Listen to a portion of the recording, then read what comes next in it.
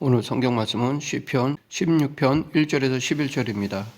오늘 본문인 시편 16편은 시편에 나오는 7편의 메시아 예언시의 하나로 다윗이 지은 시입니다.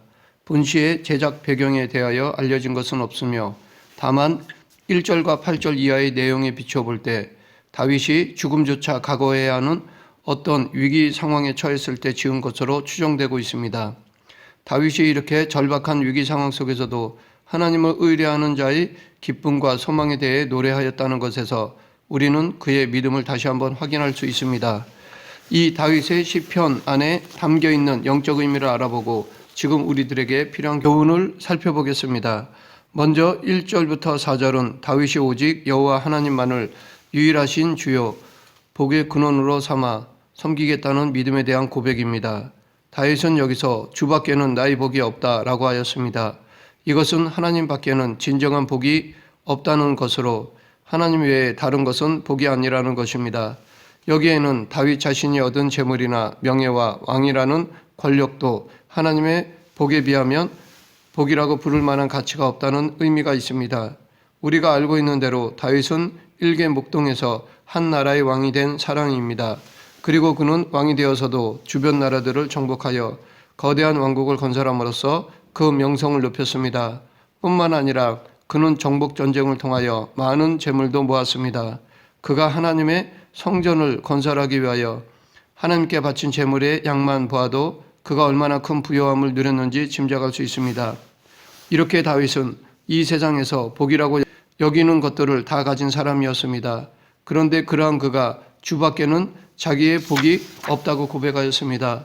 다윗이 이러한 고백을 한 것은 자신이 그러한 복을 누리게 된 근원이 하나님이라는 것을 알았기 때문입니다. 그는 하나님이 자신을 택하시고 세워주셨기에 양치기에 불과했던 자신이 이스라엘의 왕이 된 것을 알았습니다. 또한 하나님이 승리를 주셨기에 나라가 강하게 되고 재물도 얻을 수 있었다는 것을 알았습니다. 이렇게 다윗은 하나님이 진정한 복의 실체라는 것을 알았습니다. 다윗은 하나님만이 자기의 복이라는 것을 깨달았고 그것을 여호와께 아뢰었습니다. 이것은 다윗이 하나님이 자기의 주님이시며 자기의 복이라는 것을 신앙 고백하였다는 것으로 볼 수 있습니다. 즉 다윗은 복의 근원이신 하나님을 입술로 찬양하였습니다. 이렇게 입술로 찬양하는 것은 하나님에 대한 믿음의 표현 중에 하나입니다. 하나님에 대한 믿음은 하나님에 대한 사랑이라 할 수 있는데 사랑은 서로의 마음을 표현해야 합니다. 사랑은 동사이기에 생각만 해서는 안 됩니다. 구체적인 행동을 통해 표현되어져야 합니다. 다윗처럼 하나님에 대한 믿음을 입술로 고백해야만 하나님과의 영적인 의사소통이 비로소 이루어지는 것입니다. 그래서 사도 바울은 마음으로 믿어 의에 이르고 입으로 시인하여 구원에 이르느니라 라고 하였습니다. 이렇게 하나님에 대한 믿음, 하나님에 대한 사랑은 입으로 표현하고 그 신앙을 나타낼 때에 하나님께로부터 믿음을 인정받습니다. 그런데 이렇게 하나님께 아뢰는 방법은 다양합니다. 우리는 곡조가 있는 찬양으로 우리의 신앙을 고백할 수 있습니다. 또한 불신자들에게 나아가 복음을 전함으로 우리의 신앙을 고백할 수 있습니다. 혹은 기도를 통해 우리의 신앙을 고백할 수도 있습니다. 내게 주어진 상황과 여건에서 적시적절하게 다양한 방법으로 하나님에 대한 신앙을 고백해야 합니다. 3절에서 다윗은 땅에 있는 성도들은 존귀한 자라고 하였는데 이것은 하나님을 믿는 성도들이 존귀하다는 표현이 아닙니다. 우리는 전적으로 타락하여 스스로 깨끗하고 정결하게 할 만한 능력이나 방법을 가지고 있지 않습니다. 그러나 하나님은 성도를 존귀하게 보고 계시다는 것입니다. 깨끗하지 않은데 깨끗하게 보시고 존귀하지 않은데 존귀하게 보신다는 것입니다. 이것은 다윗이 그의 신앙 생활 가운데에서 깨달은 지혜 가운데 하나입니다. 기독교의 교리 가운데 칭의라는 말이 있는데 이 칭의는 성도가 의로운 사람이라는 말이 아닙니다. 이 말은 성도가 의롭다 인정을 받는다라는 뜻입니다. 즉 그 누구도 하나님 앞에서 의롭다고 할 수 없지만 하나님께서는 예수 그리스도를 믿음으로 말미암아 우리를 의롭다고 인정하신다는 것입니다. 사람에게는 누구나 원죄가 있습니다. 이것은 아담과 하와가 선악을 알게 하는 나무의 열매를 먹음으로 생겨났습니다. 원죄는 막 태어난 아기에게도 있는 것이고 20살의 청년에게도 있는 것이며 나이 많으신 어르신들에게도 있는 것입니다. 이 원죄가 있는 한 인간은 누구도 의인이 될 수가 없습니다. 즉 하나님의 나라에 들어갈 수가 없습니다. 그리고 이 원죄를 해결할 수 있는 방법은 인간에게 없습니다. 아무리 선을 행하여도 온전한 의인이 될 수가 없습니다. 왜냐하면 우리가 선이라고 말하는 것은 다 인간의 잣대에 의한 것이기 때문입니다. 하나님의 잣대는 예수님에 대한 믿음입니다. 그러하기에 우리는 예수 그리스도로 말미암아 하나님이 우리를 존귀한 자로 대해 주시는 것입니다. 그러하기에 우리는 하나님 외에 그 어떠한 대상에 예배를 드려서는 안 되며 그 이름조차도 부르지 말아야 합니다. 다윗도 4절에서 이것을 고백하였습니다. 다음으로 5절부터 8절은 여호와 유일신앙을 가진 자의 현재적 복에 대한 내용입니다. 5절에서 다윗은 여호와는 나의 산업과 나의 자네의 소득이라고 하였는데 이 산업이나 소득은 다른 말로 기업이라 할 수 있습니다. 이것은 상속된 재산이나 직업처럼 자신의 생계를 이어갈 수 있는 수단을 말하기도 합니다. 즉 다윗은 자신이 비록 세상에 살고 이스라엘 왕으로서 세상 직업을 갖고 살아가고 있지만 자신의 진정한 기업은 오직 여호와 하나님이라고 말하는 것입니다. 이것은 다윗의 자아 실현이 세상 일로 인해 이루어지는 것이 아니라 오직 하나님으로 인해 이루어진다는 것입니다. 사람은 누구나 자기의 이상과 뜻을 이루어 자아를 실현하고자 원합니다. 그리고 그것을 이루기 위한 가장 보편적인 방법이 바로 직업을 갖는 것입니다. 물론 세상에서의 직업은 하나님께서 주신 것이며 소중하고 귀한 것입니다. 그러나 성도가 명심해야 할 것은 그리스도인의 진정한 자아 실현은 세상 기업을 통해서 이루어지는 것이 아니라 오직 여호와 하나님을 통하여 이루어진다는 것입니다. 그리고 이러한 자아 실현에는 만족과 자부심이 뒤따라야 합니다. 그런데 만약 이런 자부심이 없다면 자신을 뒤돌아보고 자신의 자아 실현의 길이 어디가 잘못되었는지 성찰해 보아야 할 것입니다.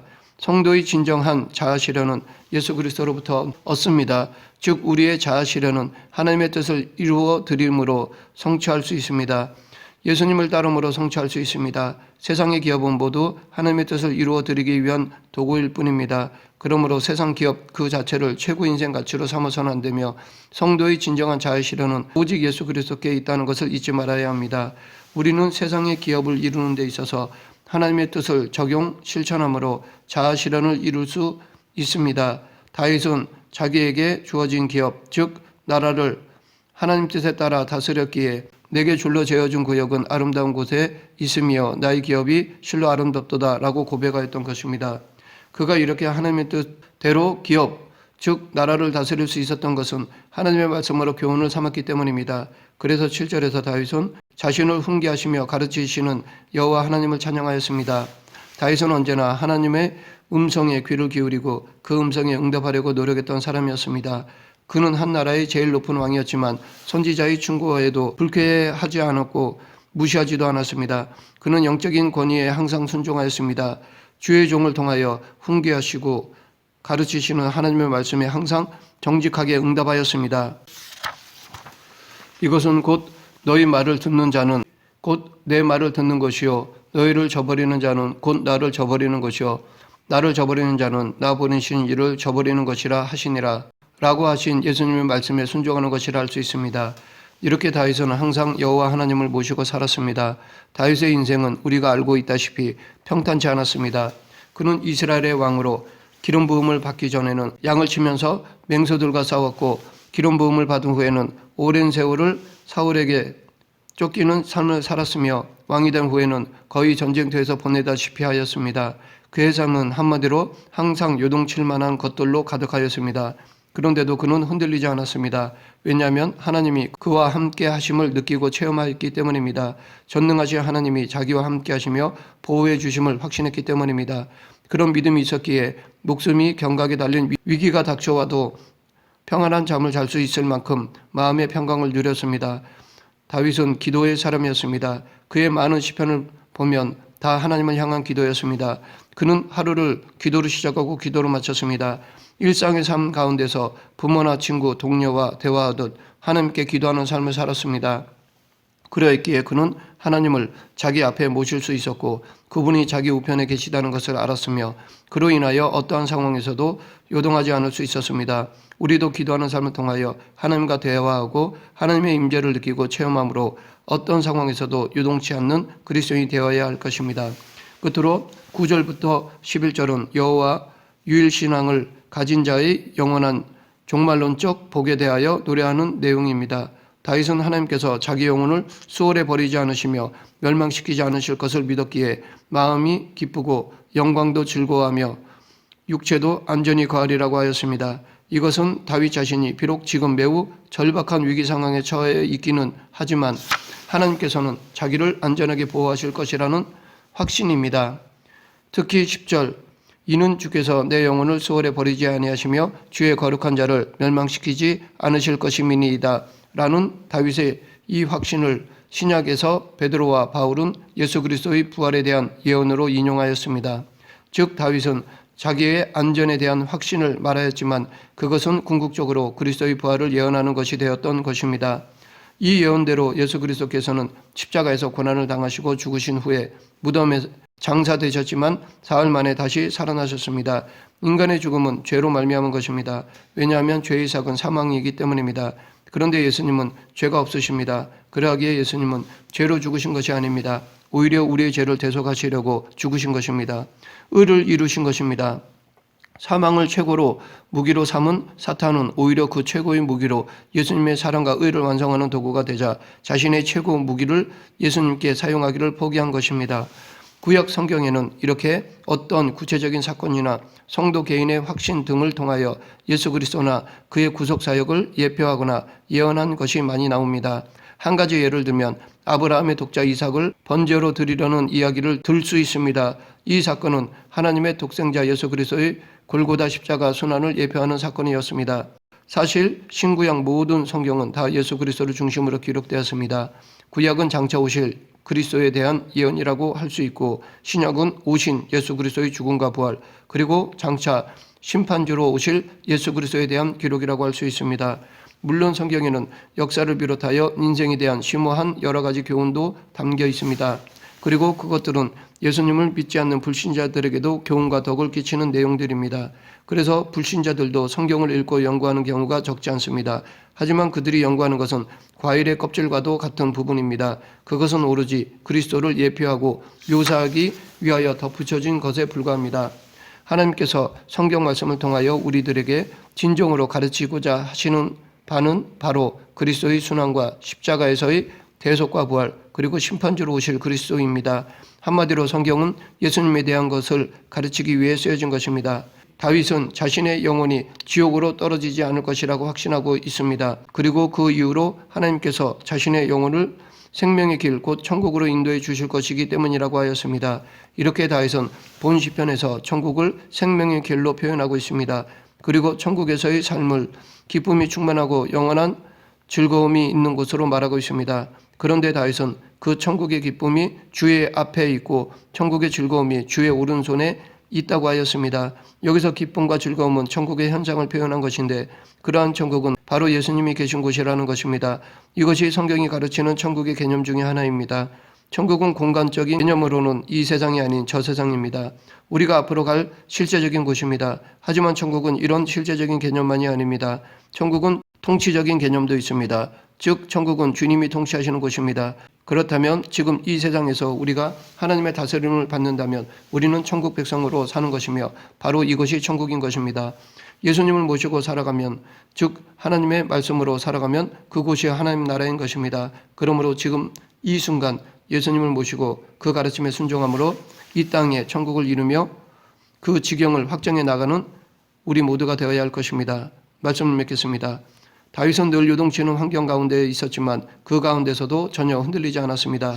왜냐하면 다윗은 늘 하나님을 모시고 살았기 때문입니다. 우리도 하나님을 모시고 산다면 다윗처럼 그 어떤 삶의 풍랑과 굴곡이 닥쳐도 흔들리지 않을 수 있습니다. 주님이 옆에 계셔도 그것을 믿지 못하여 요동한 어리석은 제자들처럼 되지 말고 하나님을 믿고 생명의 위기 앞에서도 흔들리지 않는 다윗과 같은 저와 여러분이 되길 간절히 축원합니다. 기도하겠습니다.